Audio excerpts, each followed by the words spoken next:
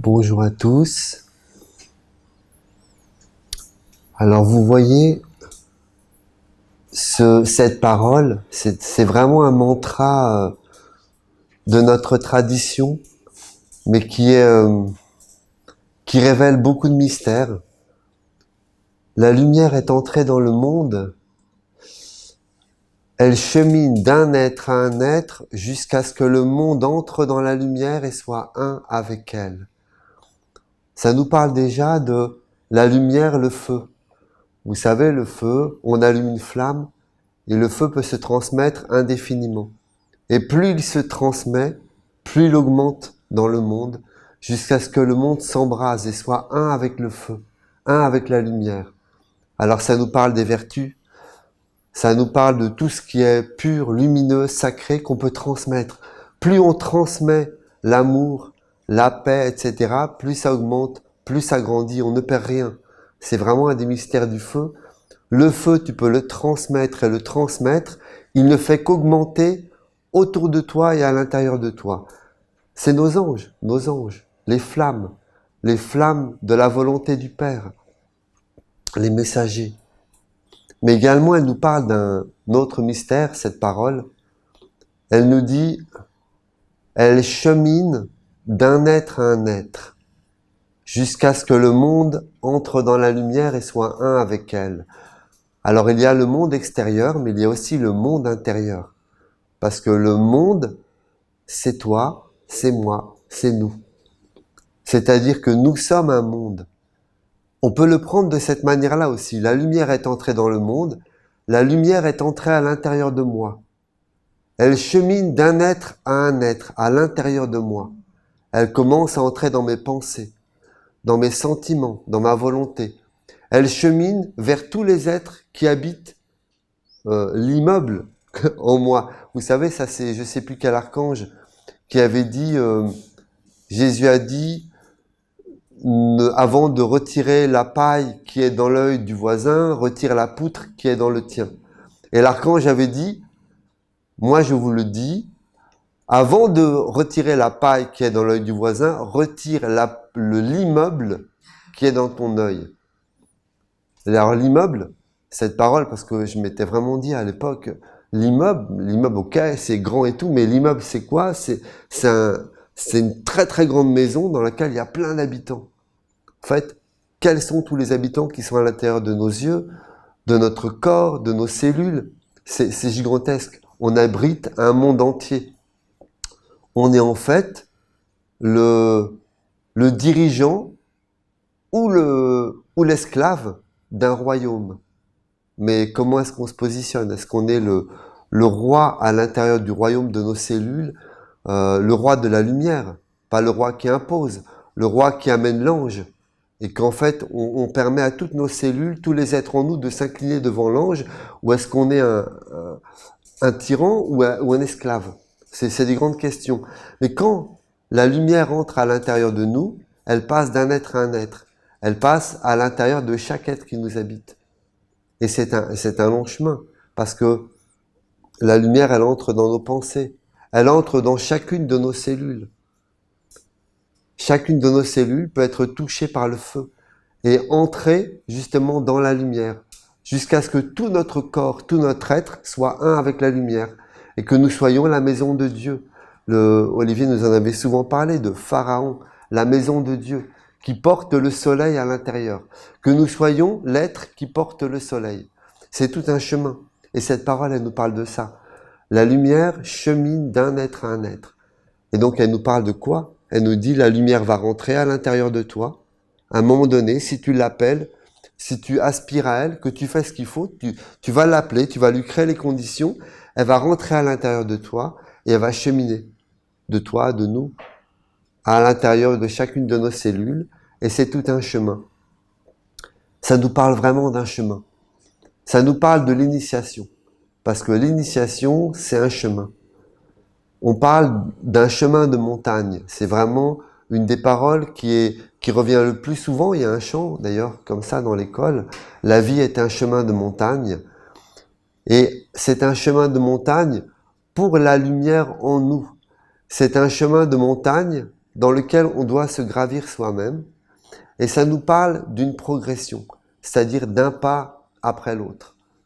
Alors, parmi vous, je sais pas, peut-être qu'il y en a qui ont déjà fait des excursions en montagne, des randonnées en montagne, qui ont déjà gravi des sommets, sans doute, et sûrement même. Et ça, c'est une expérience extraordinaire. Le maître Peter Denove, il envoyait ses élèves, il allait les enseigner au sommet des montagnes. C'est vraiment qu'il y a un mystère là-dedans. Ça nous parle d'un cheminement, et seule vraiment la montagne a ce pouvoir symbolique et sacré, mis en mouvement, de nous révéler certains mystères, et pour ça, il faut le faire. Moi, je me rappelle quand j'étais jeune, que j'étais adolescent en fait, j'ai fait ma première excursion en montagne. Et au début, je me rappelle, je voyais des personnes qui marchaient lentement. Et je me disais, non mais, ça va pas, non mais, ils marchent comme des escargots là. On va pas marcher comme des escargots. Pourquoi est-ce que quand ils randonnent en montagne, ils partent tous comme des escargots? Mais j'avais pas idée. Je voyais les choses de l'extérieur et je disais, non mais moi, ça va filer, vous allez voir ça, le sommet, c'est ça. Et puis en fait, tu commences à te mettre en mouvement et à faire. Et puis tu comprends. Tu comprends vraiment. Mais pour ça, faut faire. Si tu es à l'extérieur, tu te dis, non mais c'est pas possible, ces êtres, ils cheminent très lentement, mais moi je vais arriver, je vais tous les dégommer, je vais passer devant, c'est évident, qu'est-ce qu'ils font? Quand tu es à l'extérieur, tu peux raisonner comme ça. Mais quand tu fais, voilà, quand tu fais, tu comprends la pente, tu comprends la tension, tu comprends qu'en fait, quand tu démarres le chemin, eh ben, ça sert à rien de courir. Cette parole, rien ne sert de courir, il faut partir à point, bah oui. C'est que, il faut arriver. Tu as un sommet, tu pars pour atteindre un sommet. Donc tu te prépares, tu commences à chacun de tes pas, en fait, tu t'économises. Ça, c'est un grand secret de la montagne. Tu t'économises en marchant. Parce qu'en fait, tu sais que il va falloir marcher longtemps, ne pas t'arrêter. Donc c'est vraiment, tu dois arriver à trouver ton souffle dans le pas. Bien sûr que tu peux faire des pauses, mais si tu passes ton temps à courir, à faire une pause, courir, faire une pause, t'es pas arrivé. Et t'en auras marre avant d'arriver au sommet. Et tu tomberas peut-être malade, tu te feras mal. Vraiment, je me rappelle à l'époque, quand j'ai fait ces premières excursions en montagne, ça m'a vraiment appris beaucoup de choses à l'intérieur de moi. Et j'en ai refait plus tard. Et j'ai vraiment, à un moment donné, quand j'étais jeune, j'avais dans les peut-être 17 ans, j'ai fait un tour du Mont Blanc. Vous savez, ça c'est des choses qu'on pouvait faire à l'époque avec un guide. Tu peux faire ça qu'avec un guide, avec d'autres jeunes. Et on dormait en montagne. Voilà, on mettait notre tente, donc on portait notre tente, on portait tous les ustensiles. Voilà, c'était toute une organisation. Et on marchait 12 heures par jour à peu près. Et quand tu marches 12 heures par jour, tu comprends tout ça. Parce que t'as pas le choix, en plus t'as un groupe et tu dois suivre. Et quand t'es fatigué, tu continues. Et t'as pas le choix. Et tu dois trouver le moyen en toi, la ressource, pour traverser. C'est vraiment, tous les sports nous montrent ça. Hein. Tous les sports, dès que tu fais un effort, ceux qui font des marathons, etc. Tout ça, c'est des choses que tous les sportifs comprennent et vivent à l'intérieur d'eux. Mais alors à la montagne, c'est encore plus, parce que la montagne, ça monte. Il y a tout un symbole. Et voilà, donc tu te dépasses toi-même. Et à un moment donné, les sportifs, ils appellent ça le second souffle. C'est-à-dire que t'en peux plus, et tu continues. Et en fait, ça passe. Et après, ça passe et tu te dis, mais je pourrais continuer comme ça pendant des heures. Quand tu as trouvé le bon rythme, quand tu as trouvé ton rythme, le rythme dans lequel tu marches, et en même temps que tu marches, tu récupères en marchant. Parce que la marche, je pose un pas, il y a toujours un moment, je pose un pas, et avant que l'autre se pose, il y a un temps. Vous voyez, regardez, vous avez sans doute déjà marcher en montagne, vous voyez les gens marcher, surtout quand on a le sac, vous voyez, ça fait ça. Il y a un mouvement de balancier, c'est assez lent, et là tu récupères entre les deux. En fait, tu récupères en marchant. Et ça, c'est vraiment un secret, c'est que si tu as le bon rythme, tu te fatigues pas. Tu peux marcher très très longtemps comme ça. Et même tu arrives, au bout de 12 heures, tu dis, bah, je pouvais encore continuer. Bon, n'exagérons pas, mais c'est vrai qu'il y a toute une science de récupérer en marchant. Et quand tu marches, le chemin d'initiation, c'est pareil. C'est-à-dire que ça, c'est vraiment quelque chose que j'ai expérimenté dans la nation essénienne. C'est-à-dire que dans la nation essénienne, tu arrives et puis tu as envie de tout faire. Tu te dis, ah voilà, de prendre plein de responsabilités, de faire plein d'initiations, de marcher très vite. T'es comme le gamin de 14 ans, quand j'arrive à la montagne, qui dit, mais pourquoi il marche lentement comme ça? Non mais, c'est pas possible. Ils ont pas d'énergie ou quoi? C'est des vieux pépés, la nation essénienne. Ben non, t'arrives, donc de l'extérieur. Il faudrait ça. Alors là, vous savez les paroles qu'on entend.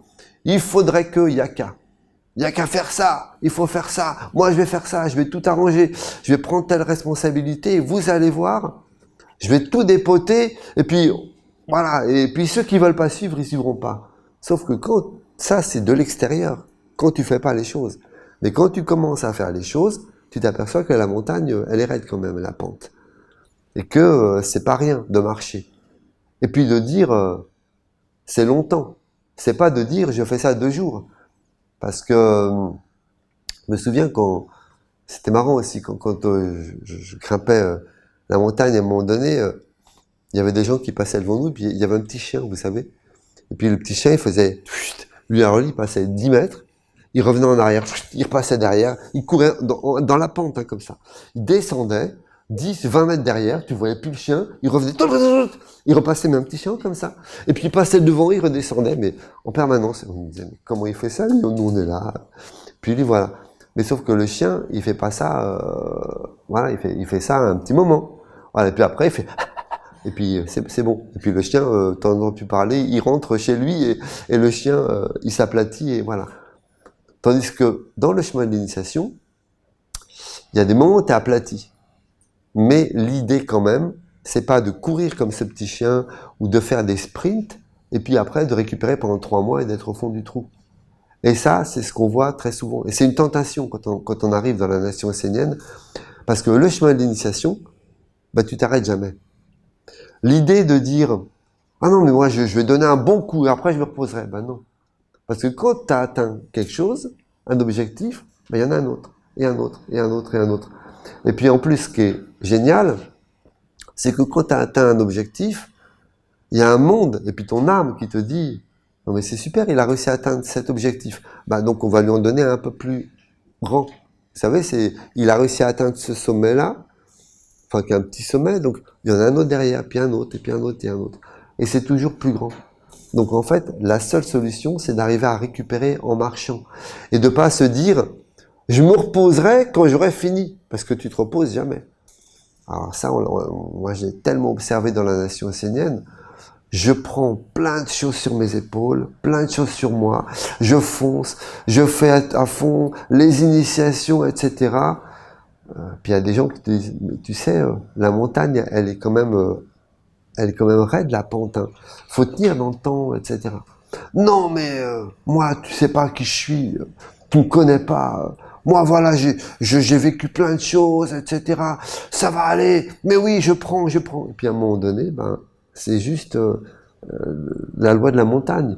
T'as un sac à dos trop lourd, tu prends trop sur tes épaules, tu t'engages trop vite, trop rapidement, tu veux aller trop vite, tu dis moi j'ai ci, moi j'ai ça, et en fait, le moi j'ai, qui c'est qui te guide? Parce que c'est pas forcément le bon conseiller. Le moi j'ai, tu sais pas qui je suis costaud, je suis fort, plus fort peut-être que les autres ils ont pas réussi, mais moi je y arriverai. Ça, c'est un piège. Parce que, justement, la parole de l'enseignement, aussi de la tradition, c'est que moi, je diminue et que toi, l'ange, Dieu en moi, tu grandisses. Voilà. Que je diminue pour que tu puisses grandir. Donc le but, c'est pas de que je brille aux yeux des autres, que j'y arrive plus vite que les autres, etc. Non, c'est que je fasse ma part, ce que j'ai à faire moi. Et que j'arrive à avancer sur le chemin et aller au bout de ce que j'ai à faire. C'est-à-dire aller vers mon sommet. Mais mon sommet à moi, pas le sommet du voisin. Dans le chemin de l'initiation, c'est vraiment ça. C'est pas un concours. C'est pas des diplômes. C'est pas les initiations. Tout le chemin, c'est quoi? C'est un chemin de transformation. C'est pas de dire moi j'ai réussi, moi j'ai telle marche, moi j'ai telle initiation, mais ça n'a rien à, ça n'a aucun intérêt en fait. Le but c'est que tu as ton propre sommet à toi. Tu t'es incarné, mais moi, nous tous, on s'est incarné avant de vivre avec un sommet en vue. C'est ce qu'on appelle le nom de la mer. C'est notre mission, c'est ce qu'on a à accomplir. Et notre mission, elle est parfaite. Et c'est notre mission, c'est pas celle du voisin. Parce qu'on a toujours tendance à vouloir regarder l'autre. Ah, je veux faire comme lui. Mais t'as pas à faire comme lui. T'as à faire comme toi, ce que t'as à faire. Parce que si, ça, Olivier nous en parlait tellement souvent, mais si l'œil se dit, mais moi je veux faire comme l'oreille ou comme le cerveau. Ah, le cerveau, il pilote tout le corps, je veux être ça. Mais non, mais toi, tu devais être l'œil. Alors maintenant, ça veut dire que tu as un corps aveugle parce que tu n'as pas fait ton boulot d'œil. Donc en fait, c'est une faiblesse pour tout le monde. Et le corps, il va marcher, tu vas avoir un cerveau, mais le corps, il va marcher dans l'ombre. Il va pas savoir où il va. Donc toi, tu devais être l'œil. Ou alors tu dois être la main, tu dois être le pied, tu dois être l'estomac, tu dois être le cœur, tu dois être la respiration. Il y a plein de choses que tu dois être. Et tu dois être là où tu dois être. Et quand tu es là où tu dois être, eh ben, tu es avec le corps, tu es le corps. Tu es un aspect du corps global, le corps de Dieu. Mais tu es à ta place. Et il n'y a pas de mieux, de moins bien. Tu es au sommet de ton être. Le sommet de ton être, si tu es une main, c'est de devenir vraiment la main. Si tu es l'œil, de devenir vraiment l'œil, dans la pureté, pour que cet œil, ce soit l'œil de Dieu. La main de Dieu, les pieds de Dieu, c'est-à-dire de l'ange. C'est tout un chemin. C'est vraiment tout un chemin de transformation.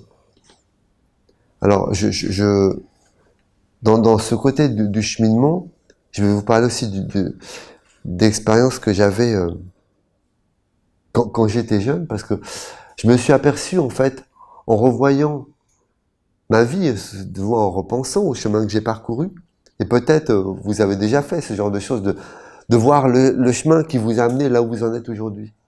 Tout ce qui s'est mis en place. Comment vous avez été préparé à certaines choses. Par exemple, vous vivez une épreuve dans votre vie. Quand elle vous arrive dessus, vous dites « Oh la vache, cette épreuve, pourquoi moi? Pourquoi je vis ça et tout ?» Et puis, des années après, quand vous regardez cette épreuve avec les yeux de votre mémoire, vous apercevez que c'est une préparation à ce que vous alliez vivre après.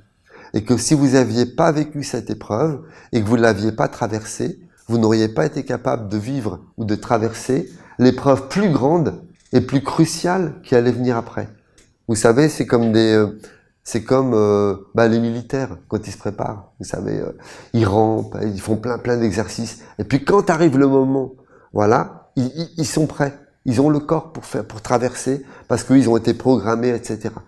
Donc voilà, eux ils le font dans certains buts. Mais quelque part, le chemin de l'initiation, c'est ça aussi. Je m'entraîne et la vie nous entraîne. Les mondes nous entraînent. Ils nous font passer par des épreuves, des épreuves, des épreuves, des épreuves. Olivier disait, comprenez que moi, ma vie entière a été que des épreuves. Que des épreuves. Un maître, c'est que des épreuves. Toute sa vie, c'est voilà. Parce qu'en fait, il est formé. Il est formé, il est formé, il est formé. C'est les cours d'apprentissage. Et donc voilà, je revenais en arrière dans ma pensée et je m'apercevais que très souvent, la mer m'avait formé dans la nature. Dès qu'on va dans la nature, on est formé. Si on s'approche de la nature, naturellement, il y a des initiations qui se font. Alors moi, quand j'étais jeune, scout. Maintenant, il y a scout toujours, vous savez. Et c'était très formateur, parce que c'était dans la nature. Et l'être qui avait amené à l'époque le scoutisme français, c'est un être qui s'appelait Baden-Powell et qui était un franc-maçon d'origine. Et mine de rien, et je pense que c'était une belle franc-maçonnerie. Pas forcément, il y a plein de franc-maçonnerie aujourd'hui, il y en a qui sont détournés, etc., qui ont perdu ce chemin de l'initiation, même, ils ont perdu leurs alliances, etc., mais il reste encore des, voilà, aujourd'hui peut-être il reste encore des bribes, je ne sais pas, je connais pas. Mais à l'époque, je pense que lui c'était en arrière et qu'il était plus proche de la véritable franc-maçonnerie. Et donc lui, dans le scoutisme français, il a amené plein de choses initiatiques, mine de rien, dans une pédagogie pour les enfants, qui était pour former les êtres et pour former les âmes. Parce que c'était avec la nature, au cœur de la nature. Et je m'en suis aperçu bien des années après, en marchant sur le chemin de l'initiation, et je revoyais ces initiations quelque part qu'on avait passées dans la nature sans le savoir. Parce que quand tu rentres dans un certain cadre, dans la nature, la mer te fait passer des initiations. Bien sûr, c'est plus fort dans les villages esséniens. Dans nos alliances, on a des initiations que tu peux plus passer ailleurs. Mais, quand même, il y a des initiations. Tu te décides d'aller passer tes vacances en été, d'aller faire du camping, dans des endroits, pas du monde des hommes, c'est-à-dire pas organisé, pas dans un véritable camping, du camping sauvage, même si c'est plus dur aujourd'hui, ça devient de plus en plus dur. Et ben là, tu as des initiations qui se mettent en place. Et donc, à l'époque, par exemple, on avait quelque chose qui était... je ne sais pas si ça continue aujourd'hui, s'ils peuvent encore le faire, parce que le monde a énormément changé. Maintenant, on est tous avec les portables. Un enfant, tu laisses pas un gamin tout seul dans la nature, sans portable, sans rien. À l'époque, ça se faisait. Quand on avait dans les 14 ans, etc., il y avait un truc qu'on appelait les raids. Alors, en plus, ça fait penser à l'armée, vous savez, c'est le truc, il y a un côté aventure.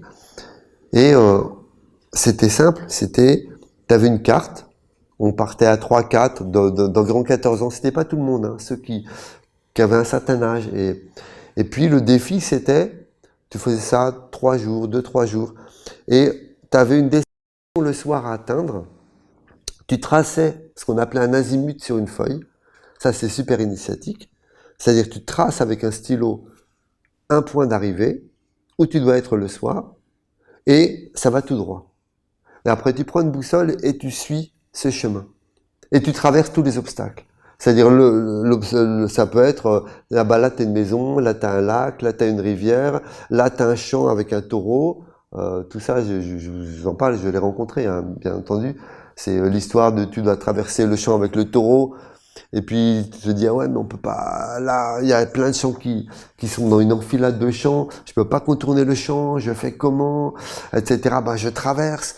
Et puis là, tu t'essayes de pas exciter le taureau, parce que tu vois le truc qui commence à faire et t'emmènes pas large. Voilà, t'as plein de trucs.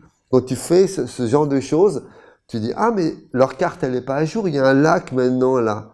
Ben ouais, mais débrouille-toi. Ok, il y a une rivière, bah débrouille-toi. Comment on va faire, les gars, etc. Et donc et donc on marchait 40 bornes par jour, hein, à peu près, hein, 40 kilomètres. C'était nous qui choisissions, hein. Mais on se donnait des défis, 30, des fois on se disait 20 kilomètres, mais dans ce genre de choses, tes 20 kilomètres, il y a beaucoup de détours, ça fait, tu te mets 20-25 kilomètres, t'en fais 40 en fait. Et parce que l'histoire des azimuts, etc., c'est la manière dont c'est fait, tu peux vraiment facilement te perdre. Dès que tu perds le fil, après tu te retrouves dans des lieux où tu devrais pas être. Et ça, c'est des choses extraordinairement initiatiques qui m'ont, parce qu'à un moment donné, quand tu marches, je sais pas si certains d'entre vous ont déjà fait 40 km par jour, mais à un moment donné, tu as des ampoules sous les pieds. C'est inévitable. Et tu as des ampoules et tu sais que tu as encore 30 km à faire, des fois, ou 20 km à faire avec ton ampoule. Et puis bah tu dois marcher. Et t'as pas le choix. Ah non, j'ai mal aux pieds, laissez-moi, abandonnez-moi sur le chemin, continuez sans moi, ça se fait pas, ça c'est dans les films. Mais en général, on n'est pas dans cet état d'esprit. Donc en fait, on trouve des techniques. Alors tu vas mettre ton pied dans un ruisseau, Alors après, il y a une manière, tu peux percer l'ampoule. Puis après, ceux qui ont déjà eu l'expérience, tu as la peau qui s'enlève et tu marches avec la peau à vif, en fait, le pied à vif. Mais tu marches et tu fais 20 km comme ça. Et t'as pas le choix, en fait. Et comme t'as pas le choix, tu te dépasses. Et comme t'as pas le choix, tu traverses les épreuves une à une. Parce que, justement, t'as pas le choix. Tu sais que de toute façon, nous, c'était à l'époque, les responsables nous retrouvaient le soir sur le lieu d'arrivée. Et là, ils nous apportaient, ils avaient une trousse de secours, etc. Donc c'était le moment de réconfort. Mais voilà, c'était. Puis si on n'était pas là, on pouvait pas se retrouver parce qu'il n'y avait pas de téléphone portable à l'époque. Faut vraiment avoir conscience de ça. C'est-à-dire que si on se perdait, on était perdu. On avait qu'à aller frapper à une maison, voilà. Donc il y avait des relations. C'était des relations vraies. On devait rencontrer les gens, échanger avec eux. Et donc c'est raide, mine de rien. C'était raide, hein. C'était par moments. Mais ça m'a énormément formé. Parce que je me suis aperçu que ça, c'était rentré dans mon corps, parce qu'on l'a fait quand même plusieurs années de suite, la capacité à, tu le vis. C'est-à-dire, t'en peux plus, tu continues. C'est le chemin de montagne, en fait. Des raids en montagne, ça j'en ai fait pas mal aussi, voilà. Et tu as ton ampoule, t'arrives plus à marcher, tu marches quand même. Parce que t'as pas le choix. La faiblesse de l'homme, c'est le choix. Parce que Olivier nous disait, comprenez, le choix, c'est à la fois la beauté, le libre arbitre, mais c'est Lucifer, le choix. C'est-à-dire qu'il dit à l'homme, tu as le choix. Il disait, Lucifer, si l'homme choisit la lumière, vraiment, il le laisse passer. Mais si il hésite, est-ce que je vais m'arrêter sur le chemin parce que j'ai une ampoule et que j'ai mal aux pieds? Alors il va venir dire, non mais arrête-toi, il n'y a pas le feu au lac, tu vois bien, tu te débrouilleras, t'arriveras toujours, il y aura toujours un moyen, et puis en fait tu pourras tricher, puis écoute, voilà, débrouille-toi, arrête une voiture, fais du stop à la place, enfin, arrange-toi. Et dès qu'il y a le choix, il y a la possibilité de dire, qu'est-ce que je fais? Qu'est-ce que je fais? Est-ce que je continue? Est-ce que je continue pas? Alors sur le chemin de l'initiation, en tout cas moi c'est vraiment quelque chose que je fais, c'est je demande à ne pas avoir le choix.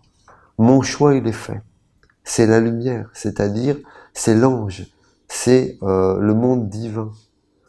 À un moment donné, quand tu commences vraiment à goûter certains états à l'intérieur, dans les initiations, dans les formations, dans tes méditations, etc., tu sais que c'est vers ça que tu veux marcher. Tu sais que tu as pris un corps pour marcher vers la lumière, pour marcher vers les mondes supérieurs, vers le Père, et que tu veux être au service de ça et de rien d'autre. Et quand tu as choisi ça, eh ben quelque part, la faiblesse, c'est le choix. Le choix qui revient te dire, mais est-ce que tu es vraiment sûr? Là, ça devient quand même dur. Tu vois? Là, c'est difficile. Alors, ralentis. Alors, ralentir, oui. C'est un chemin de montagne. Il y a des moments où il faut ralentir. Des moments où tu peux un peu accélérer. Des moments où c'est plus plat, alors vas-y, tu peux marcher. Des moments où c'est en pente, alors ralentis, adapte ton rythme. Mais ne change pas de chemin. Ça, c'est, je sais plus, c'est un des sens. Seul le Père, je sais plus, c'est un arcana, je sais plus pour quel sens. Peut-être c'est je m'oriente. Le sens de l'odorat. Voilà, seul le Père me fera changer de chemin. C'est-à-dire, je veux marcher. Le goût. Ah non, c'est le goût. Alors, seule l'intelligence qui vient du Père pourra me faire changer de chemin. Voilà, c'est ça. C'est-à-dire, en fait, voilà, c'est si je suis sur le mauvais chemin, qu'on me redresse, que je ne marche pas pendant des années sur le mauvais chemin et que je me perde pas en route. Donc, je demande à être redressé. Par contre, je demande à ce que j'ai pas le choix d'aller au bout du chemin et de marcher vers la lumière, parce que le choix, ça peut être aussi une faiblesse. Jésus disait, le Maître Jésus, Tu aimeras Dieu de tout ton cœur, de toute ton âme, de toute ta pensée. Il avait dit carrément, c'est un nouveau commandement que je vous donne. Mais qui rejoint le premier commandement de Moïse. Hein. Tu aimeras ton père et ta mère. Tu honoreras ton père et ta mère. Ça veut dire, tu les aimeras, tu feras ce qu'ils attendent de toi. Tu les feras passer devant toi. C'est eux qui te guideront. Ton père, ta mère, c'est-à-dire Dieu. Ton père, Dieu, l'inaccessible, le non manifesté, Dieu, la mère. Voilà, le grand tout. Donc tu honoreras, tu aimeras Dieu de tout ton cœur, de toute ton âme, de toute ta pensée, donc de tout ton être, vous voyez, de toute ta pensée, de tout ton cœur, de toute ton âme, de tout ton être en fait. Tout ton être s'inclinera devant l'amour de Dieu et se donnera à lui. Et tu n'auras pas d'autre choix quelque part. Tout ton être sera tourné vers Dieu. Le chemin de l'initiation, on pourrait comparer ça, vous savez, à une floraison. On parle, nous, de la fleur de la méditation. Il faut vraiment regarder une fleur. Ça part d'une graine et ça arrive au parfum, aux couleurs, c'est-à-dire à ce qui est subtil. Ça donne un corps, ça donne une capacité de manifestation à ce qui est subtil. Une rose, ça part d'une graine. Alors, entre la graine et la rose et le parfum de la rose, imaginez toutes les étapes et le monde qu'il y a. Entre une graine et un arbre qui donne des fruits, parce que c'est ça le chemin de l'initiation. Je dois devenir un arbre, je suis une graine, je dois devenir un arbre qui donne des fruits. Et il faut beaucoup de temps. Et il n'y a pas d'arbre. Vous n'avez pas la rose qui s'arrête, qui dit « Non, j'en ai marre. Non, maintenant, d'ailleurs j'ai envie d'être un pissenlit maintenant. » Au moins, lui, après, il va dans le vent, il s'envole dans les graines. Non, c'est pareil, le prunier, il va pas te dire, ou le pommier, non, là, j'en ai marre de pousser. Puis ça arrête. Voilà. S'il a un mauvais terrain, il peut arrêter de pousser, mais par la force des choses. Parce qu'il aura plus la force. Parce que ce sera trop dur pour lui. À un moment donné, c'est le pommier, ou une plante, n'importe quelle plante. Les plantes, c'est lié à la volonté, à l'eau, à Gabriel. La plante, c'est « je pousserai quoi qu'il arrive ». Je ne sais pas si vous l'avez déjà vu ça, une plante. La plante qui va en montagne. Alors des fois, ça c'est incroyable. En montagne, vous avez des arbres qui poussent dans des rochers. Alors, on ne sait pas comment, il y a une graine qui est tombée dans une petite fissure de rocher où il y avait un peu de terre. Elle a réussi à planter ses racines-là. Elle écarte le rocher, puis après elle se gondole complètement. Elle arrive à prendre la forme, vous savez. Même elle pousse avec un bout de rocher à l'intérieur du tronc, des fois un arbre. Ils se gondolent, ils ont des formes. Et qu'est-ce qu'ils font? Ils poussent vers le soleil. Ils poussent vers la lumière. Les hommes, ils appellent ça le tropisme. C'est-à-dire la capacité de la plante. Elle voit la lumière et elle se dirige vers elle de tout son être. C'est-à-dire que la plante, elle n'a pas le choix. C'est sa nature, elle va vers la lumière, quoi qu'il arrive. Elle trouve un chemin, elle se gondole, ça c'est l'eau. L'eau qui trouve toujours un chemin, qui traverse tous les obstacles. Et l'eau à l'intérieur de la plante, elle se gondole, elle fait un chemin. C'est comme un serpent, elle serpente, voilà, et elle arrive à un moment donné à trouver la lumière. Et si elle la trouve pas, ben elle meurt. Si elle meurt pas, elle la trouve. C'est-à-dire en fait, elle renonce pas. Jamais, parce que c'est en elle. C'est sa manière de marcher. C'est-à-dire que, même vous avez des plantes, alors je ne sais pas si vous l'avez vu déjà ça. C'est, même vous coupez une fleur, vous la mettez dans un vase, ou alors vous coupez une branche d'arbre, ou un arbre même planté, hein, il y a des arbres, il y a la moitié de leur être qui est mort, c'est-à-dire en fait, en bas il n'y a plus de sève. Mais il y a encore un peu de sève à l'intérieur de l'arbre, et ben l'arbre, il va emmener la sève jusqu'au bout de ses branches, ou la fleur qui est dans le vase, elle a plus de racines, elle a plus rien. Mais il reste encore un peu de sève, un peu de force de vie à l'intérieur, et elle va continuer, elle va s'ouvrir. Il y a des fleurs, vous voyez, même un bouton, vous plantez une rose en bouton dans un vase, elle va trouver la force d'éclore encore. Alors qu'elle a plus de racines, elle a plus rien. mais parce qu'elle a encore une force à l'intérieur, et toute sa force, elle la met pour fleurir. Et quelque part dans le chemin de l'initiation, ça. C'est-à-dire, la fleur de la méditation, je fleurirai quoi qu'il arrive. Parce que ma vie, c'est de fleurir. Et je ne vais pas arrêter. Je ne vais pas arrêter. Je veux être un pommier, je sais que je suis un pommier. Imaginez en plus, j'ai fait des formations, j'ai vu mon orientation, la mère a réveillé ma mémoire, elle m'a montré vers quoi je devais diriger mes pas, ce que je devais enfanter, ce que je devais mettre au monde, et puis là je m'arrête. Mais c'est le pommier qui s'arrête. Non, j'ai plus envie d'être un pommier, maintenant, il y a un truc sympa à la télé, des pommiers, je vais m'arrêter, je vais regarder la télé. Non, il y a un moment donné, tu dois pas t'arrêter. Si tu t'arrêtes, tu meurs. D'ailleurs, la plante te le dit. La plante, si elle s'arrête, c'est qu'elle est morte. C'est terminé. Puisqu'en fait, on chemine du monde de la mort vers le monde de la vie. Donc si je m'arrête, je suis mort. Je me laisse aller à la mort. C'est quoi la mort? C'est vivre pour mon corps mortel, vivre pour mon moi mortel. Non, là c'est trop dur. Il faut que je prenne du temps pour moi. Je dis pas qu'il faut pas le faire, parce que il faut être doux avec le moi mortel. C'est notre cheval, c'est notre outil, c'est notre instrument, c'est l'instrument de l'ange. Donc, il faut être bienveillant avec soi comme on l'est avec tous les êtres. Je dois être bienveillant avec mon corps, le prendre en considération, avec le moi mortel, mais comprendre que c'est pas moi, c'est un outil.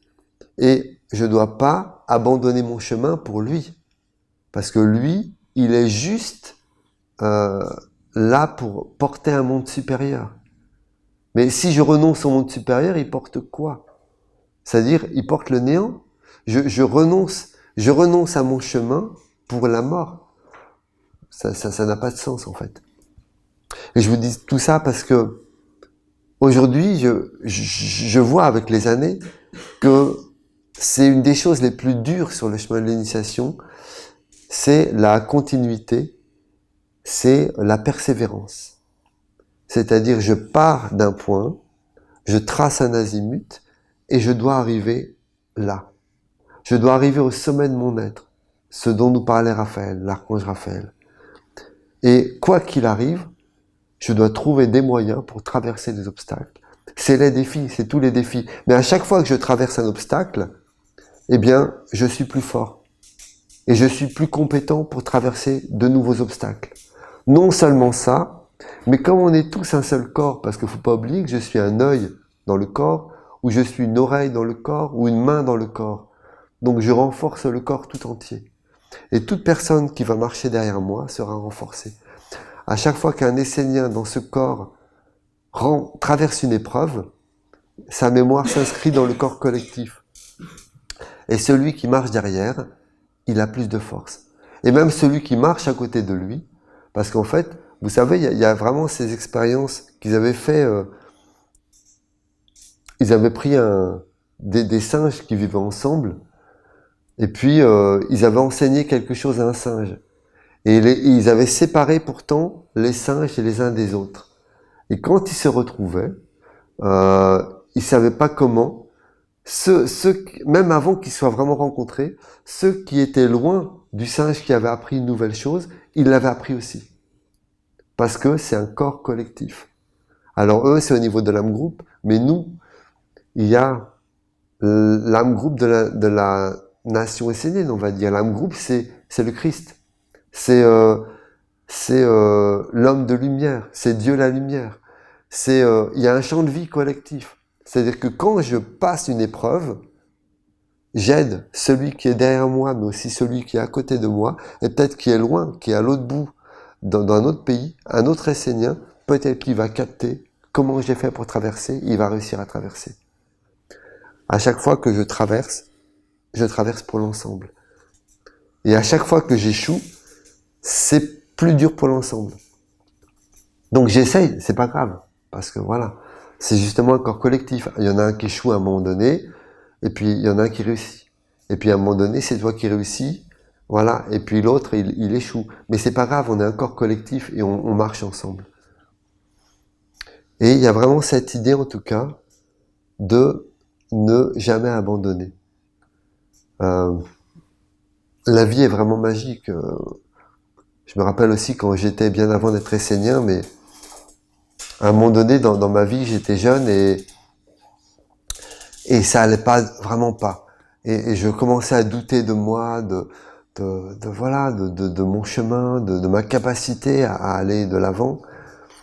Et là, à ce moment-là, j'allume la télé, comme quoi même par la télé, ça peut arriver, hein. Et je tombe sur un feuilleton. Peut-être que certains ont déjà vu, parce que c'est un vieux feuilleton, hein, qui s'appelait Le Magicien. En plus, non, Le Magicien. Et il y avait toujours un enseignement derrière.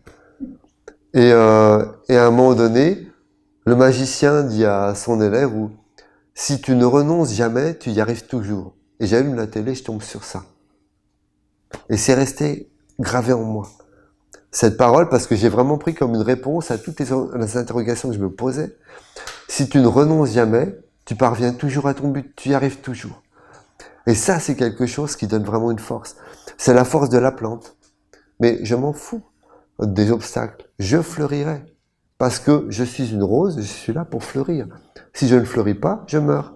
C'est tout. Si je suis un pommier qui doit donner des pommes, et que je ne deviens pas un pommier et que je ne donne pas de pommes, je suis mort. Donc non, je continue. Et je me pose même pas la question si je peux arrêter. Et quelque part, ça c'est une force. Sur le chemin de l'initiation, à un moment donné, c'est-à-dire, c'est comme la plante qui va vers le soleil, elle se pose pas la question, elle ne peut vivre sans la lumière.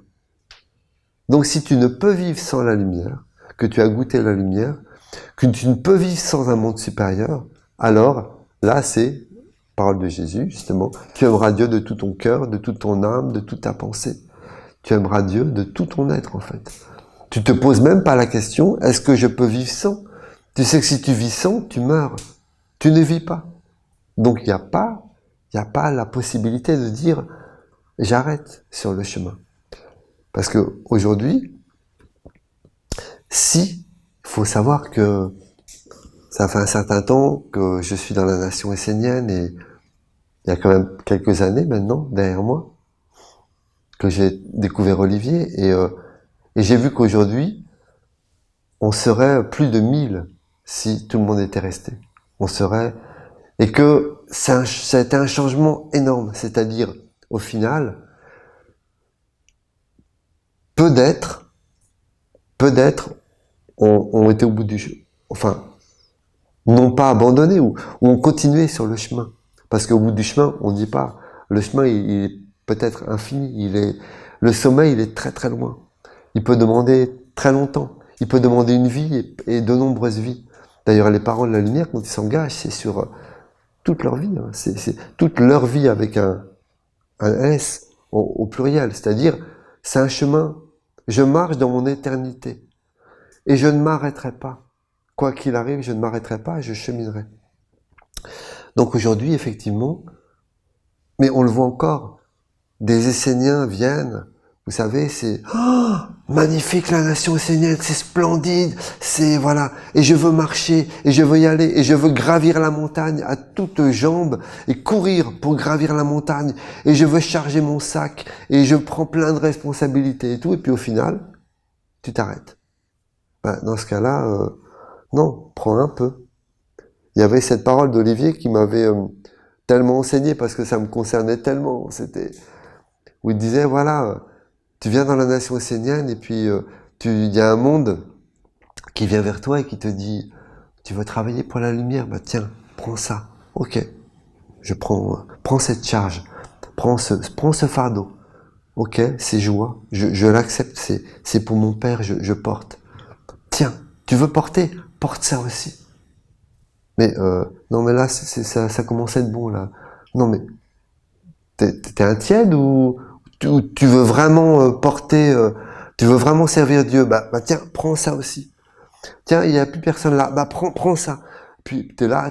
Non mais là c'est bon, là je crois que c'est vraiment bon, j'ai ma dose. Non mais attends, tu veux vraiment travailler pour la lumière, bah tiens, prends ça. Et puis là, à un moment donné, tu t'écroules.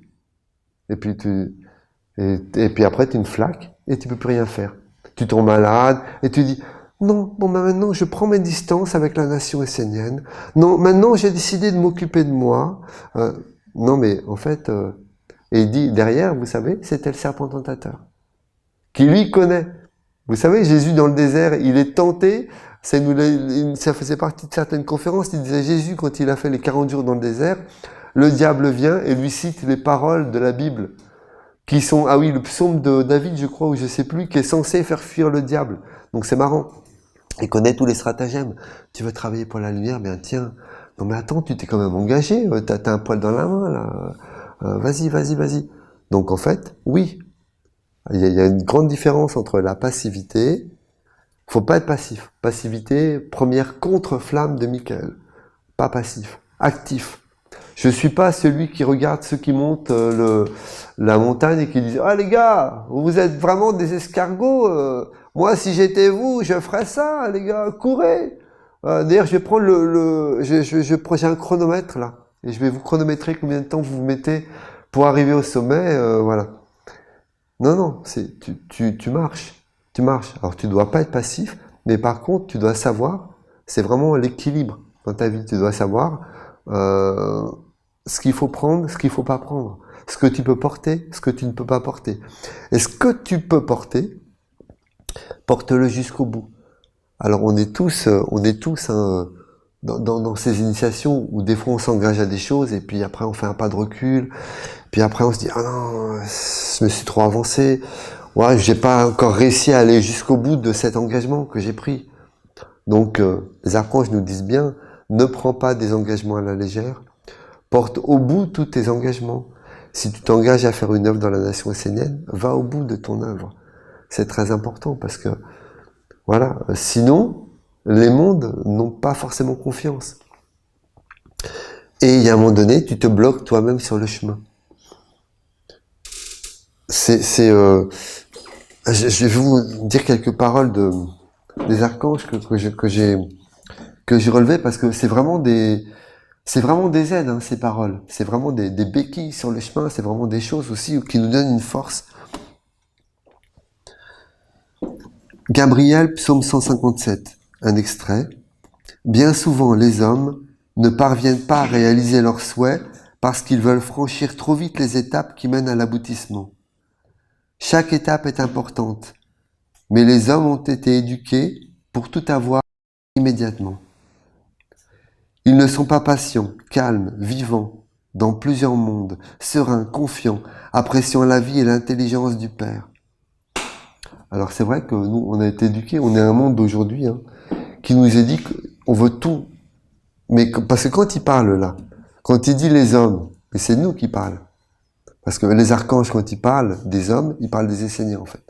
Ils nous regardent, ils disent « Ah, ben les hommes vivent comme ça ». Vous aviez un psaume de je sais plus quel archange, peut-être Gabriel, je ne sais plus, qui avait dit à un moment donné, là, vous êtes réunis dans mon temple, c'était dans une célébration, c'est comme si le monde divin avait pris une photo de l'état de l'humanité, et vous étiez là, vous, les représentants pour nous, les archanges, de l'humanité. Parce que vous êtes dans une alliance, donc nous vous voyons, parce que vous êtes dans le corps de l'alliance. Mais les hommes qui sont à l'extérieur, on ne les voit pas vraiment, nous les archanges, parce qu'ils sont pas sur la même fréquence. Donc ils sont comme invisibles à nos yeux. Ils sont comme des graines qui sont pas sorties de la terre. Donc en fait, voilà, ils n'existent pas vraiment. Donc on vous voit. Et quand on parle des hommes, on parle de vous. Donc quand les psaumes des archanges disent « les hommes, machin ben, », ils parlent de nous. Ah, les spiritualistes. Donc ça veut dire qu'ils parlent aussi de nous. Vous, les Esséniens, vos côtés spiritualistes, arrêtez de rêver, etc. Donc quand ils nous disent chaque étape est importante, mais les hommes ont été éduqués pour avoir tout immédiatement. Aujourd'hui, c'est vraiment ça, c'est je commande un truc, je le veux. Rapidement, même. Alors il y a les délais de la poste, machin, mais on est habitué hein, à ça. Hein. Et moi le premier, hein, si ça va être livré en 3 jours et que c'est pas arrivé, je râle. Voilà. Mais il y a vraiment ce côté-là. Et on va vers quelque chose de plus en plus immédiat. Vous savez, maintenant avec l'intelligence artificielle, tout ce qu'ils amènent, etc., qu'un monde, bah, quelque part, on peut plus passer à côté. C'est comme le téléphone portable, l'ordinateur. Ça veut dire qu'il va falloir faire avec, parce que qu'on le veuille ou non, c'est là. Mais c'est un monde, c'est comme s'ils essayaient d'être dans le monde astral, vous savez, le monde des affinités, où vous pensez à quelque chose et c'est là, immédiatement. Et vous n'avez plus besoin de le faire, de faire toutes les étapes, de travailler, etc. Vous le pensez et c'est là, par les machines. C'est ça qu'ils veulent faire en fait. Mais du coup, on n'apprend plus les étapes de la vie. Tu veux quelque chose, marche pour le faire. Tu veux faire un dessin, tu prends ton crayon, tu apprends à dessiner, tu apprends à composer, tu le fais. Voilà. Alors, j'utilise aussi ces techniques parce qu'aujourd'hui, je vois que c'est comme incontournable. Mais, faut pas en devenir esclave et qu'il n'y ait plus que ça. Parce que ça veut dire que tu sauras plus faire un dessin. C'est-à-dire commencer du début pour aller jusqu'à la fin. Tu sauras plus faire, il y a des choses même maintenant qui créent les musiques, qui créent les films, qui t'écrit un livre. Tu sauras plus faire une œuvre du début à la fin. Ce sera, tu penseras quelque chose et c'est la machine qui le fera. Mais toi, tu sauras pas faire. Parce qu'en fait, toute la vie est initiatique. Apprendre à faire une œuvre d'un bout à l'autre, c'est un chemin. Quand tu t'entraînes à faire ça, eh ben, tu sais le faire à l'intérieur de toi au bout d'un moment. Tu te crées un corps, tu te crées des muscles. Dans le monde des hommes, il faut du temps, de la patience, de la persévérance, de l'intelligence pour mener à bien une œuvre. Donc eux, ils font en sorte que même si tu n'as pas l'intelligence, tu arrives à mener ton œuvre jusqu'au bout, parce que c'est l'intelligence de la machine. Mais toi, tu peux être le plus, voilà, le plus, on va dire gentiment, le plus grand dénué d'intelligence, tu y arrives.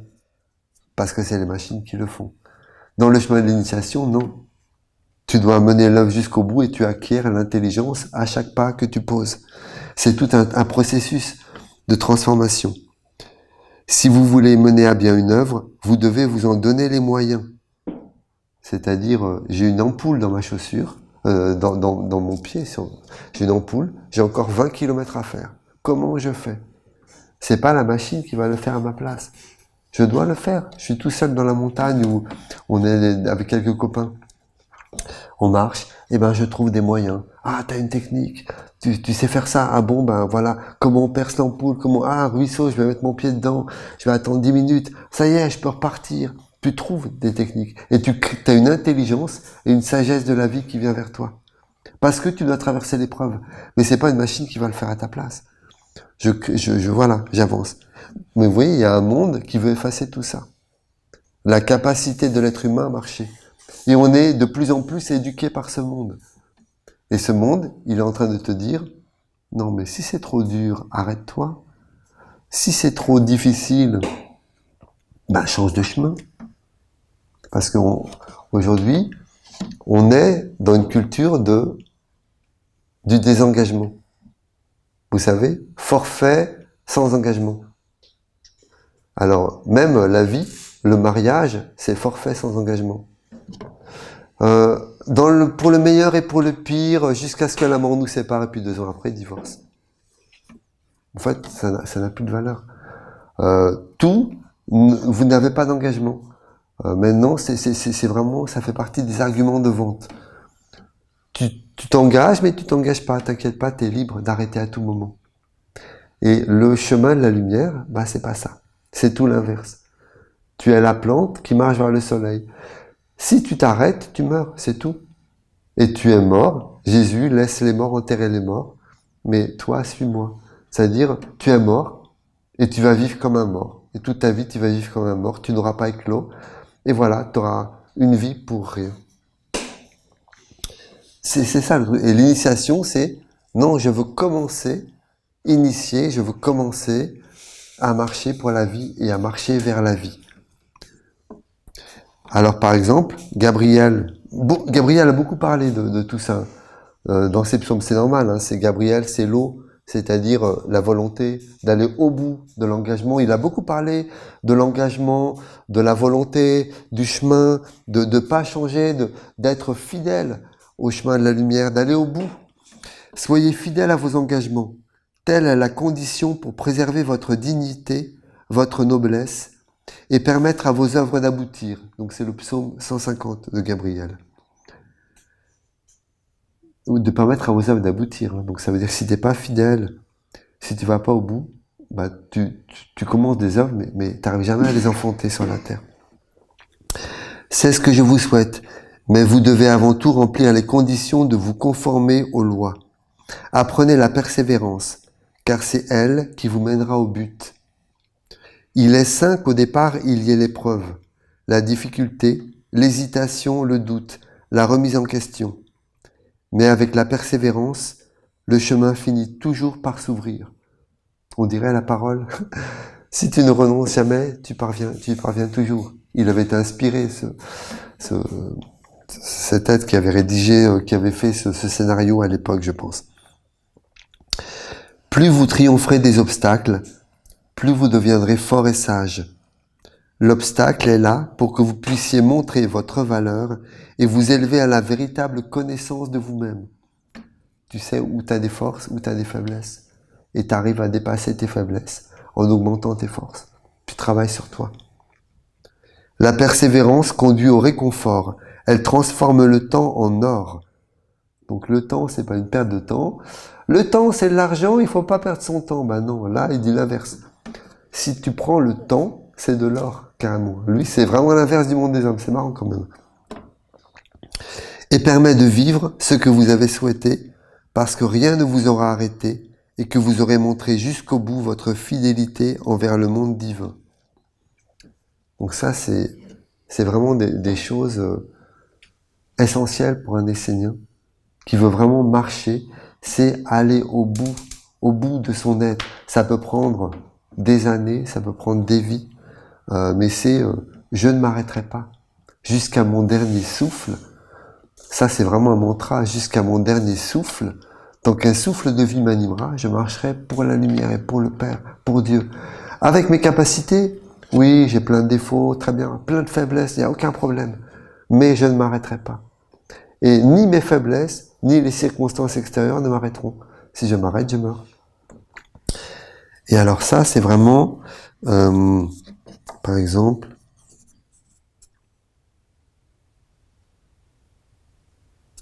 oui, donc ça, le Gabriel qui nous dit la volonté est le grand moteur, c'est elle qui te permettra de conduire l'œuvre jusqu'à l'accomplissement. Donc vraiment la volonté. Donc il parle de en tout, sois patient et stabilise tes pas. Il y a beaucoup d'extraits, donc je vous dis juste des extraits des extraits. La crème de la crème.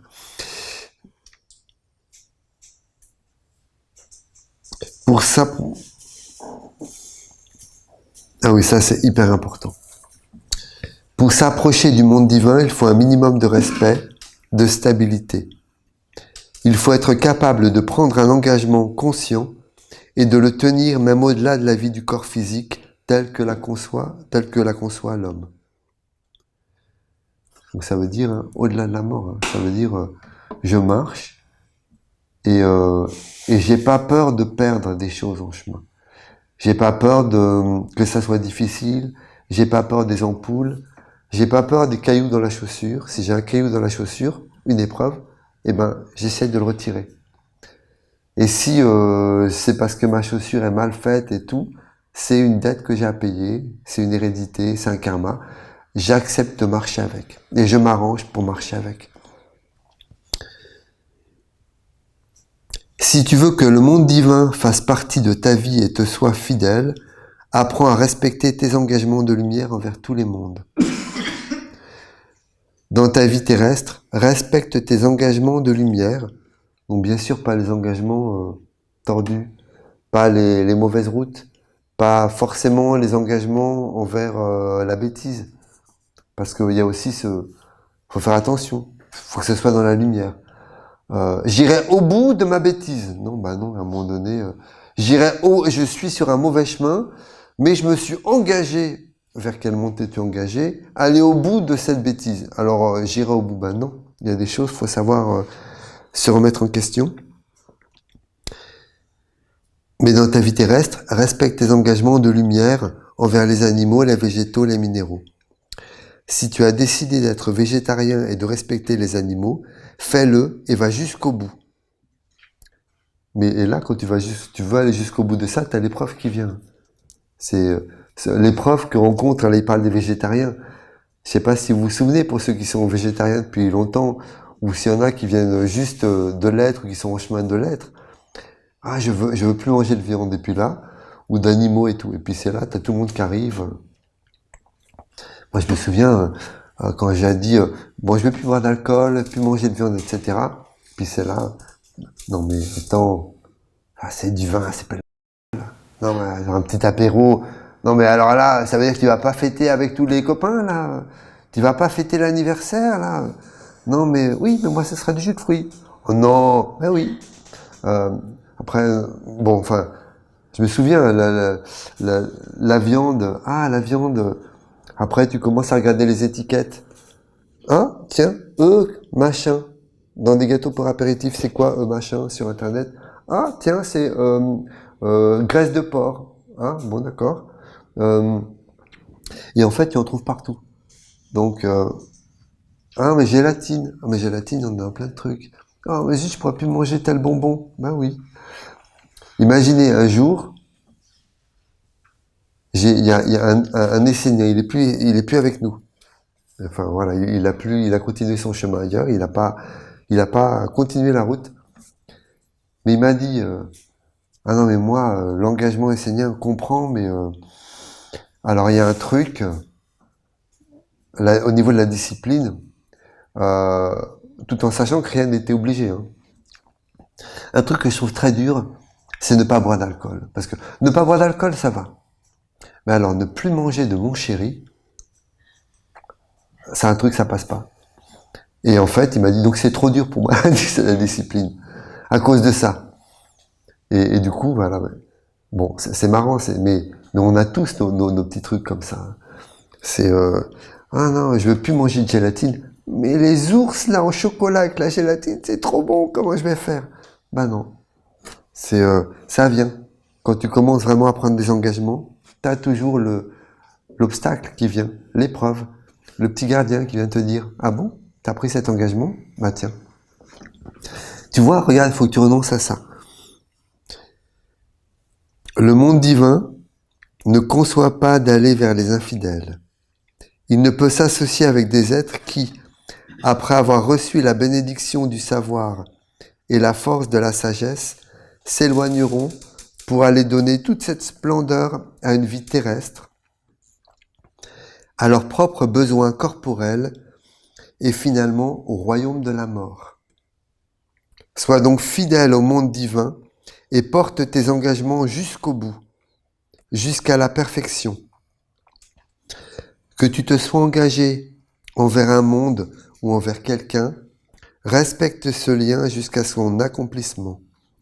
La fidélité te libérera de tes chaînes. Alors là, on est à l'inverse du monde des hommes. Tu veux être libre, ne prends aucun engagement. Et là, il te dit, la fidélité, donc ton engagement, te libérera de tes chaînes. Donc je veux prendre un forfait éternel avec le monde divin pour qu'il soit jamais possible de se désengager. Forfait, tout engagement, compris. Voilà. C'est vraiment l'inverse de ce qui nous est dit. Il faut comprendre que le chemin de l'initiation, c'est vraiment un chemin de transformation intégrale. C'est vraiment la chenille qui devient papillon. Et ça, c'est pas rien. Ça veut dire qu'il faut transformer tout notre corps, tous nos corps, toutes nos cellules. Quand je vous disais au début, le monde, c'est toi, c'est nous. La lumière est entrée dans le monde. C'est-à-dire, en fait, elle doit transformer chacune de nos cellules. Elle doit convertir chacune de nos cellules, chacun des habitants de notre immeuble, à Dieu. C'est ça, là aussi, le beau retournement du cœur. C'est-à-dire, tous les habitants de mon immeuble, donc c'est un début, se retournent vers Dieu. Que tout en moi s'incline devant Dieu. C'est-à-dire, il y a un roi de la lumière, c'est pas moi le roi, c'est l'ange, c'est Dieu en moi. C'est Dieu la lumière, c'est la statue de Dieu. C'est lui, tout mon être s'incline. C'est-à-dire que s'il faut marcher avec une ampoule, je marche avec une ampoule. S'il faut traverser telle épreuve, je traverse. Même à un moment donné, il l'a suggéré l'ange, mais au pire, si à un moment donné il faut perdre tout ce que j'ai, j'accepte parce que Dieu est tout ce que j'ai. Donc si je garde ce que j'ai pour perdre Dieu, j'ai tout perdu. Non, c'est je suis prêt à aller au bout de tout mon engagement. Alors ça nous rappelle parce que j'insiste vraiment sur ce point-là parce que dans la nation essénienne, alors ça s'adresse plus particulièrement aux Esséniens qui sont là depuis longtemps et aux parents de la lumière. Parce que pour les nouveaux, vous savez, dans la nation essénienne, vous avez un engagement extraordinaire, un engagement qui est une merveille absolue, qui nous a été transmis par l'égrégore du catharisme et qui correspondait au second consolamentum des cathars et qui est l'engagement éternel à servir Dieu, la lumière, quelle que soit sa tradition, la forme que sa tradition prendra, quel que soit son nom sur la terre, c'est servir son alliance au-delà du temps et de l'espace, de vie en vie. Et donc c'est un engagement, c'est vraiment une merveille. C'est vraiment parce que c'est un lien avec un monde supérieur. Alors je pense que tous les parents de la lumière ont dû faire cette expérience dans l'écriture magique de leur temple, c'est qu'à un moment donné, quand tu découvres la statue, tu as un monde au-dessus, tu as vraiment... ça ouvre une porte, vraiment, mais vers un monde supérieur sacré. Il y a un espace infini au-dessus. Tu as l'espace de la présence du monde divin au-dessus. Et tu as vraiment l'expérience de l'ange. Tu t'approches de l'ange et c'est vraiment une communion avec l'ange de Dieu. C'est avec le monde de la vie. Donc c'est un engagement incroyable. C'est je me mets au service de Dieu. Je veux que tout mon être, mon corps, mon moi mortel, s'incline devant Dieu et soit au service de sa lumière, de son amour, de sa présence, de toutes ses vertus sacrées. Et quelque part, je veux enfanter Dieu. C'est comme si je renonce à ma vie d'homme quelque part. Pas entièrement, mais exactement comme un parent qui a un enfant. Une jeune femme qui a 20 ans, qui a un enfant, elle sait qu'en ayant un enfant, ou elle ne le sait pas vraiment, elle n'en est pas consciente, mais elle renonce à sa vie de jeune, d'adolescente, de jeune femme, d'aller danser en boîte, il y a des choses qu'elle fera plus. Parce que elle veut donner la vie et prendre soin de la vie. Ben, un parent de la lumière, c'est ça. Mais en 1000 fois plus grand. En 1 million de fois plus grand. C'est vraiment, c'est une alliance sacrée, divine. C'est le monde de la vie. Je marche vers le monde de la vie et une porte s'ouvre vers le monde de la vie. Et il n'est pas concevable, mais pas concevable du tout de revenir en arrière. C'est un engagement. Il y a des engagements dans la vie, dans la nation essénienne. De toute façon, les engagements, ils sont toujours pris devant les mondes supérieurs, et jamais devant le monde des hommes. Les Esséniens autour, ils pourront te dire, fais attention à tes engagements. T'as pris tel engagement, sois fidèle. Et il faut accepter que quelqu'un nous dise, fais attention. Là, t'as des engagements. Donc, bien sûr que tu peux être faible. On a tous ce moment où on est faible et tout. Mais quand t'as un engagement, efforce-toi d'aller au bout. Et mets en marche, trouve des techniques. Trouve ce qui te convient, toi. Comment je fais j'ai une ampoule sous le pied, comment je fais pour continuer à marcher? Trouve ta propre technique. Mais marche. Et ne romps pas ton engagement. Si tu dois être à 40 km de là à telle heure le soir, par exemple, eh ben, ne te retrouve pas à l'inverse. Ça va pas fonctionner. De là, la nuit va te surprendre et tu vas être totalement perdu. Donc voilà, il y a des engagements, l'engagement de la lumière, des paroles de la lumière, du culte de la lumière, on ne peut pas revenir en arrière. Et pourtant, hein, ça fait des années que il y a des paroles de la lumière, il y en a un certain nombre qui prennent des engagements et puis qui rompent leur engagement. Mais leur engagement, il ne peut pas être rompu. Alors là, bien entendu, je ne m'adresse pas aux parents de la lumière qui sont partis, puisqu'ils sont partis, ils sont plus là. Je m'adresse à tous les parents de la lumière à venir et puis actuels. C'est-à-dire qu'un engagement de parents de la lumière, il ne peut pas être rompu. De même que si tu mets un enfant au monde, tu es parent. Que tu le veuilles ou non, il est là. Donc tu es parent. Tu peux être un mauvais parent. Tu peux trahir ton enfant. Mais ton enfant, il est là. Et c'est juste que tu vas le faire souffrir, que voilà. Et donc si ton engagement, tu ne peux pas le reprendre. Quand tu as mis un enfant au monde, ah non, finalement, j'ai pas envie d'enfant. Bah, c'est un peu tard. L'enfant est là, maintenant, débrouille-toi. C'est avant qu'il fallait réfléchir. Donc, on ne peut pas revenir en arrière. Et il faut comprendre parce qu'il y a eu souvent... C'est vraiment cette idée que tu as un sommet à atteindre. C'est quoi ce sommet? C'est d'enfanter Dieu sur la terre. Un Essénien, qu'est-ce qu'il doit faire? Il doit enfanter Dieu. Il doit enfanter l'ange. Il doit donner un corps à l'ange, faire apparaître Dieu sur la terre. C'est pas lui-même. Lui-même, son corps, son moi mortel, etc. C'est juste un support qui doit enfanter Dieu. Olivier nous parlait d'un placenta. C'est un placenta de lumière. Arrête, très souvent, pourquoi les parents de la lumière, ils ont arrêté d'être parents de la lumière? Parce que c'était trop difficile à un moment donné. Ils ont trop pris sur eux, sur leurs épaules. Ils ont voulu aller trop vite. Ils n'ont pas pris forcément la mesure de leur engagement. Ils ont laissé passer le corps mortel et les besoins du corps mortel et du moi mortel avant Dieu. C'est-à-dire, ils ont laissé passer ce qui est la mort et que de toute façon ils vont perdre avant l'être véritable qu'ils sont et avec lequel ils passeront leur éternité, qui sont eux éternellement. Ils ont préféré rompre ce lien que perdre, comment dire, de ne pas céder à une exigence du corps du moi mortel. Parce que des exigences, si on a, il n'y a pas de problème. Mais à un moment donné, il faut arriver à traverser. Et donc, cette idée de dire, bénissez les épreuves, toutes les épreuves que vous avez. J'ai une trop grosse épreuve, je vais arrêter d'être parent. Ben non. Cette épreuve, elle est là pour te renforcer et pour te permettre d'être plus fort, pour être encore un meilleur parent. Mais va au bout de l'épreuve et traverse l'épreuve. Si tu as cette épreuve, c'est que tu peux la porter. Donc traverse-la. Trouve des stratagèmes, trouve des moyens. Mais jamais ne laisse en toi la pensée venir, j'ai un autre moyen que de marcher vers mon but. J'ai une porte de sortie. Non, tu n'as pas de porte de sortie. La seule porte de sortie, quand tu es parent de la lumière, c'est de traverser l'épreuve.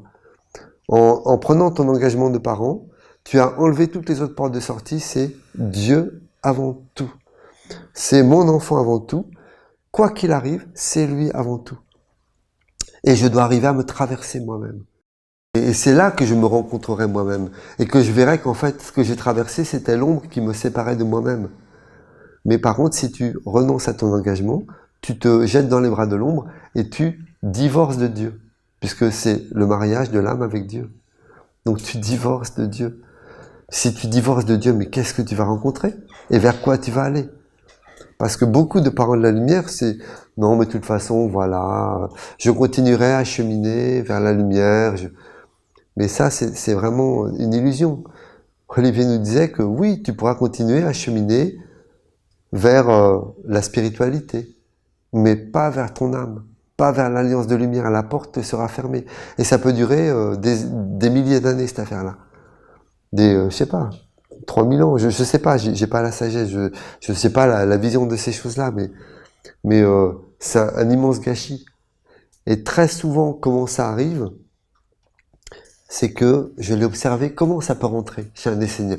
Comment un Essénien qui est là depuis quelques années, qui a vécu certaines choses quand même, qui a pris plein d'engagements et tout, peut tout d'un coup se laisser envahir par un monde qui lui dit « Romps ton engagement ».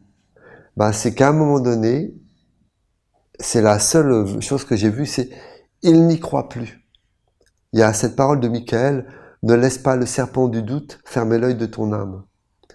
C'est que le doute, c'est vraiment quelque chose qui peut te ronger. Le doute, ah, mais est-ce que c'est vrai, etc. Alors, comment tu fais pour pouvoir répondre à ce serpent? Eh ben, tu vis des expériences dans la nation essénienne, tu expérimentes. Tu goûtes L'orange. Olivier nous disait souvent, goûtez l'orange. Tu goûtes l'orange, tu fais des initiations. Dans les initiations, dans les 4 corps, dans les 5 sens. Tu viens au rond des archanges. Quand tu viens au rond des archanges et que l'archange vient dans le temple, eh ben, progressivement, tu sens de plus en plus, tu te tisses des organes par la ronde des archanges et tu vis des expériences. Et tes expériences, personne ne peut te les voler parce que c'est des choses intimes. Ton expérience de Dieu, tu dois faire l'expérience de Dieu, d'un monde supérieur, de l'ange. Tu dois faire l'expérience, ton expérience, c'est le goût de l'orange. Si après quelqu'un vient te dire, non, mais en fait, tu t'illusionnes, cette orange, elle n'a pas de goût, tu dis, mais si, moi je l'ai goûté, tais-toi. Tu sais pas de quoi tu parles, cette orange, j'ai goûté sa saveur.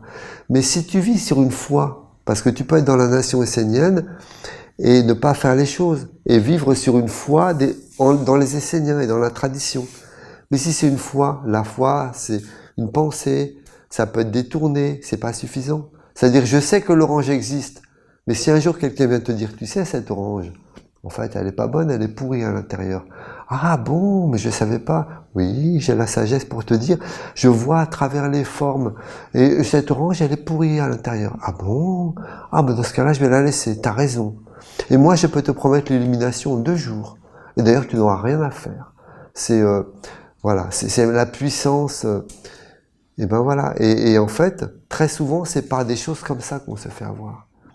Mais non, mais goûte l'orange. Si tu as goûté l'orange, tu sais. Voilà. Fais des expériences. Moi, je peux vous dire qu'à certains moments, je pense qu'il y a chaque Essénien, à sa manière, à sa mesure, à un moment donné dans son expérience, à partir du moment où il entre sur le chemin, il y a ce monde du doute qui peut venir. Doute dans ce qu'il fait, doute dans lui-même, dans ses capacités à faire, etc. Mais ce qui peut vraiment le porter, c'est son expérience. Voilà, c'est vraiment son expérience. Et par exemple, si tu as goûté vraiment des états supérieurs, sacrés, garde-les précieusement dans ta mémoire, vivifie-les, renforce-les en toi. Ça, personne ne peut te les voler. Ne les partage pas forcément, c'est ton intimité avec Dieu, mais garde ça comme un trésor. Et quand le tentateur viendra pour te dire « Non, mais es-tu sûr que voilà, t'as pas un chemin plus facile, c'est trop dur, machin ?» Non, mais moi j'ai goûté ça, c'est vers ça que je veux. Vers où tu veux m'emmener, toi? Voilà. Et quand tu commences à douter de toi, par exemple, tu peux te dire une chose qui fonctionne vraiment, c'est si tu portes, par exemple, un amour de la lumière, si cet amour a été placé en toi, cet appel vers la lumière, c'est que tu peux la réaliser. Si l'appel du pommier a été placé dans le pommier, pour que de la graine, il devienne un pommier, et qui tout son être tende vers le fait d'être un pommier, de donner des pommes, c'est qu'il porte cette image en lui. C'est que c'est à l'intérieur de lui. Si la rose, elle porte l'aspiration à être une rose à l'intérieur d'elle, c'est que c'est inscrit à l'intérieur d'elle. C'est que c'est l'image qu'elle doit mettre au monde. Donc si tu portes un ange, si tu portes la volonté d'aller vers la lumière, c'est que tu peux la mettre au monde et la réaliser. Donc ne doute pas de toi, de tes capacités. Mais il faut marcher, il faut accepter de marcher, il faut accepter le chemin. Et dès l'instant où tu te lis à un ange, c'est que quelque part tu ouvres la possibilité de le mettre au monde et de l'enfanter. Donc ne doute pas et marche vers cela. Voilà. Et en tout cas, ce doute, vivez des expériences dans la nation essénienne. Voilà, c'est hyper important. Et vous verrez qu'en fait, c'est le précieux. C'est vraiment le précieux. Ne reniez pas le monde des hommes. Ne faites pas trop, mais faites ce qu'il faut et suffisamment. Et vivez les expériences. Venez à la ronde des archanges. Quand c'est possible en présentiel, ou faites-le chez vous, faites les formations esséniennes. Moi, enfin, c'est un conseil, hein, parce que vous goûterez des choses vraiment qui seront des bagages. Et après, on pourra plus vous retirer ces mémoires, on pourra plus vous retirer cet acquis. Le goût de l'orange, vous l'aurez goûté, ça sera terminé. On pourra vous dire ce qu'on veut, vous saurez que c'est vrai, que c'est ça. Voilà. Alors marchons ensemble sur le chemin